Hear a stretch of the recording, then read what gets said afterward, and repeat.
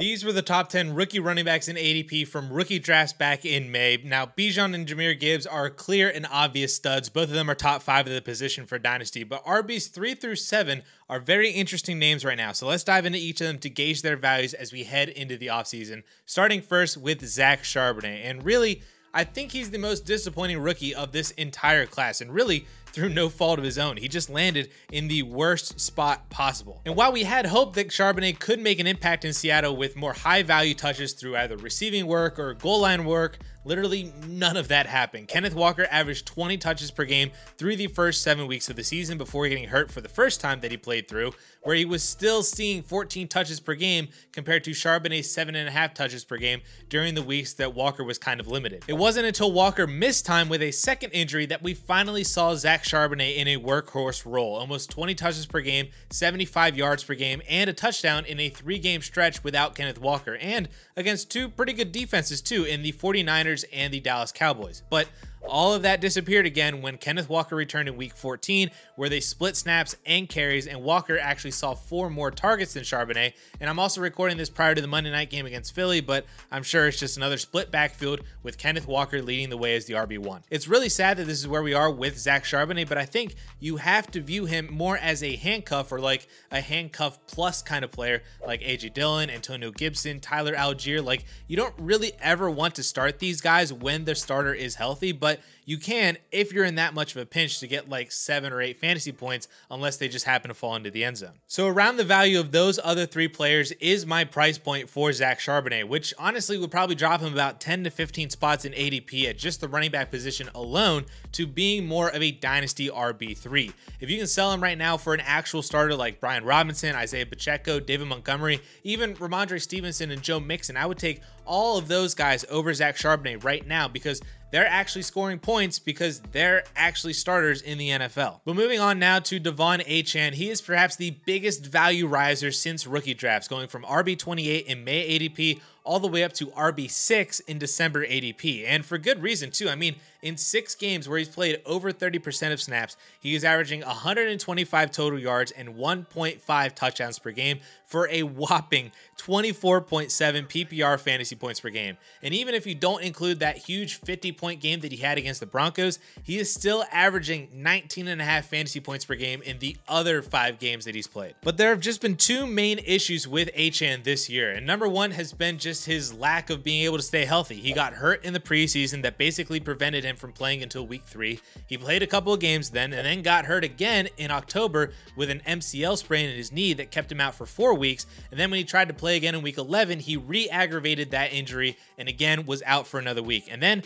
played a couple games and then popped right back up on the injury report with a toe injury now that didn't keep him on the sidelines. He still played the game, but he wasn't as effective while playing either. The other issue with Achane is that he is not Miami's RB1. Raheem Mostert is. Achane has been very efficient with limited work, or has seen good volume, but more as a result of massive blowout games like against Denver and Washington, where he can get over 20 touches a game, because why would you need to play Raheem Mostert so much when you are scoring that much? Give it to De'Von Achane, see what the rookie can do. With Raheem Mostert under contract through 2024, what is stopping Miami from just replicating the same exact formula next year, especially if you have to consider injuries into with De'Von Achane, and you have to factor in keeping him healthier for more of the year? He might not get those 15 plus touches a game, and maybe get more like 10 to 12 to maybe up to 14 touches, and he would have to rely more on his efficiency, which, like I just said, could really come and go to sustain that production. So because of those 2 concerns, I think Achane is a sell at his current RB6 ADP. He's not a major sell, not a panic sell or anything like that, but I would be exploring pivot options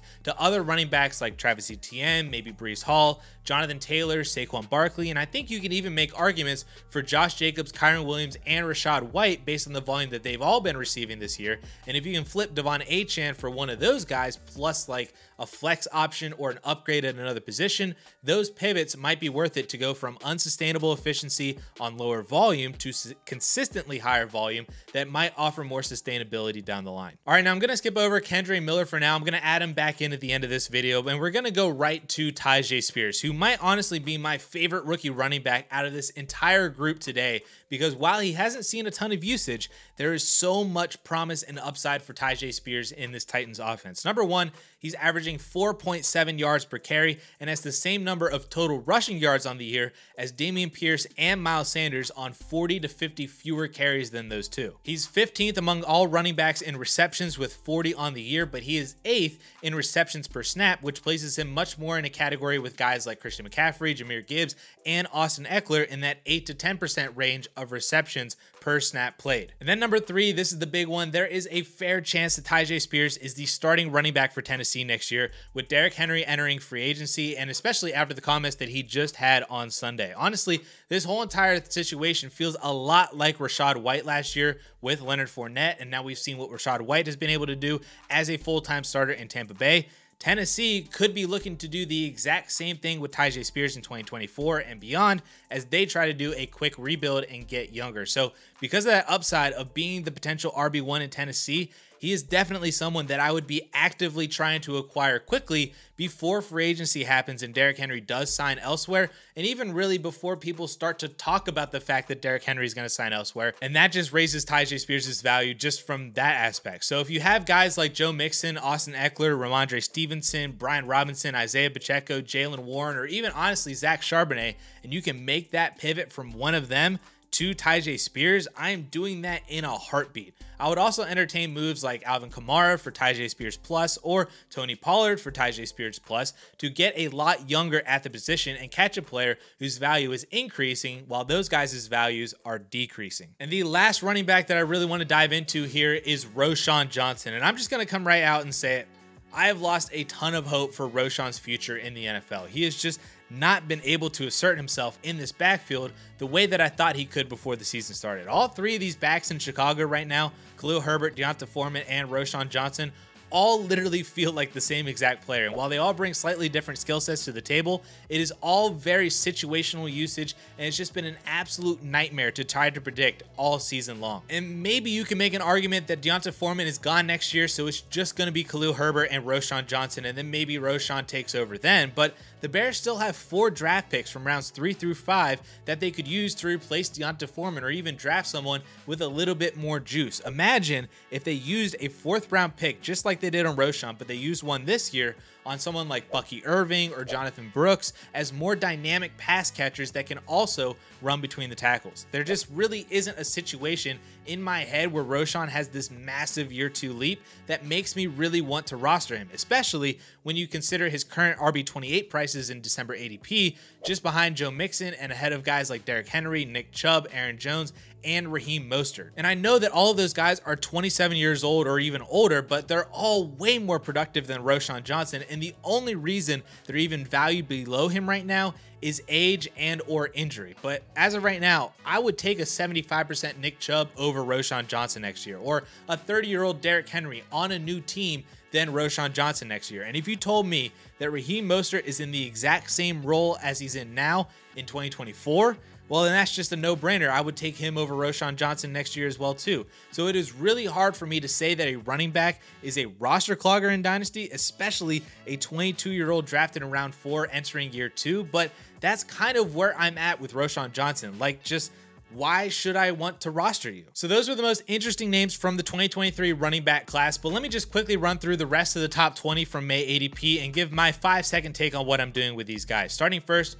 with Kendre Miller. I'm honestly okay holding through the offseason, but I also don't blame you if you want to cut him. Then we have Tank Bigsby, who just lost his job as the backup to Travis Etienne, but maybe if D'Ernest Johnson leaves in free agency, Tank Bigsby gets that role back, so I would still hold for a few months just to see what the Jaguars do with the position during the offseason. Chase Brown is a massive hold, if not even honestly a trade target for the offseason, and to see what the Cincinnati Bengals do with Joe Mixon, we could be looking at Alexander Mattison or Jerome Ford 2.0 in 2024. Izzy Abanikanda, I'm okay to drop him. Zach Evans shouldn't have been on your roster this long at all. Absolutely drop him. Deuce Vaughn, you can drop him. Eric Gray, stash for the offseason. Both Saquon Barkley and Matt Breida are free agents, and honestly, you never know. Eric Gray could be in a better position next year than he's in right now. Then we have Sean Tucker. This one makes me really sad, but I think he's a drop unless you're in like super deep 30-man rosters or something like that. Then we have Evan Hull, who is also a drop. Dwayne McBride shouldn't have been on rosters this long. He should definitely be a drop. Chris Rodriguez is a major stash for 2024 as well, just like Chase Brown, with Antonio Gibson going on free agency. Then we have Kenny McIntosh. Justin said to stash him in a recent video.